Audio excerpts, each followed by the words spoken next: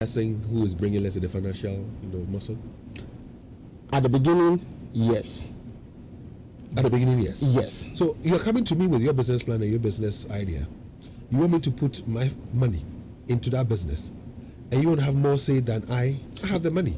Yes, but at the beginning, I'm sorry to say, you don't have the vision that I'm having or the dream that I'm having. It's my money. Yes, it's your money, but you don't have the vision, you don't have the dream, and you don't have what we call the drive that I want to put in and what I want the product to be. No, do you agree with him on this? That, yes, you negotiate, but because the business idea is yours, you should have a bigger say than the person who's bringing the money in? Okay, so let me say that unlike the case of bringing on board a venture capitalist or any other type of investor, in most cases with partnership, most all the parties to the partnership bring resources, expertise and everything. So it's not as if I don't have the money at all and I'm coming to you to finance my idea. It could be that I also have and you have the money, but we are coming together to form a partnership. So depending on the types, we have about 3 types of partnerships. So depending on the type of partnerships you want us to enter into, and normally you don't decide on the type of partnership per se, but the agreement will inform what of partnership. Who drives the agreement? Both parties. That's why it is partnership. Okay, so you talk about types. So once you're done, as to both parties come to an agreement and draw, then you run us through the 3 types of partnerships that are available. Let's see.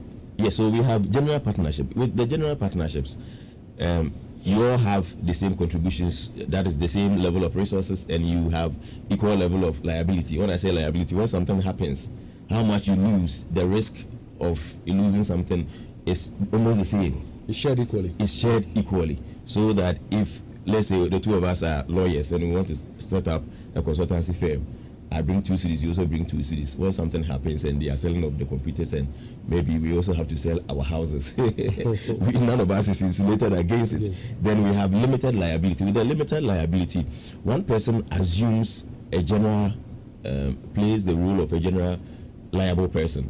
What I mean is that when something happens and it has to go beyond the asset of the company, that person's personal properties will be sold to offset the remaining debt. And one person is a silent partner. When I say silent partner, that partner just contributed money, but doesn't really have time for the day-to-day running of the business. So all that he wants is that you give him a portion of the profits. Like an angel investor? Yes, somewhat, to some extent. And then he also has limited liability. So he bears small level of risk, probably to the extent of how much he invested in the business. So one party is silent, the other is loud. Okay. All right.